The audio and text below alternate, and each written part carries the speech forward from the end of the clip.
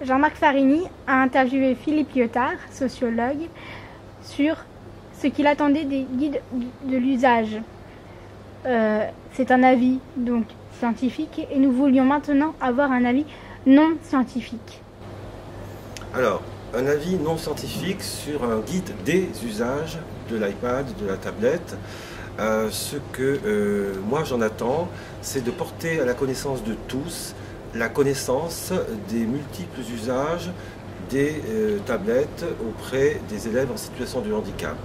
Les usages sont effectivement multiples, insoupçonnés. Il y a une quantité innombrable d'applications.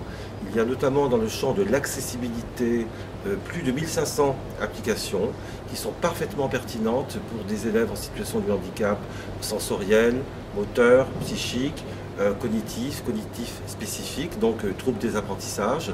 Ces applications sont particulièrement précieuses et facilitent énormément l'accès au savoir, aux apprentissages ainsi qu'à la culture.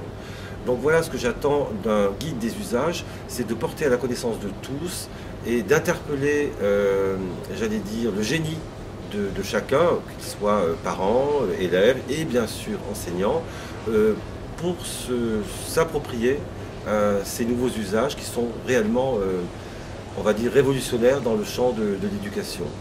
Par ailleurs, on constate qu'on se dirige vers une dématérialisation des supports pédagogiques, des manuels, bien sûr, des manuels scolaires, des supports pédagogiques et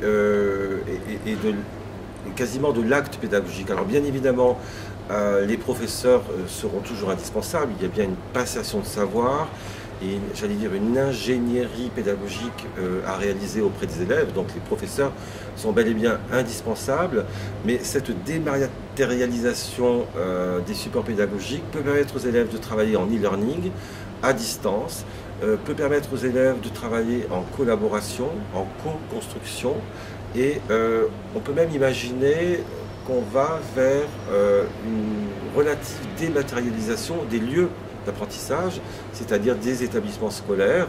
Naturellement, les lieux physiques d'apprentissage, les écoles seront toujours indispensables pour la socialisation et la rencontre des élèves et des jeunes, c'est absolument indispensable. Mais on peut dire que de nouveaux usages également, des lieux physiques d'apprentissage seront mis en place. Et là aussi, je pense qu'on va vers une révolution, entre guillemets, c'est une évolution très forte de l'acte d'apprendre, de l'acte d'enseigner et même de la conception même de l'école dans la société.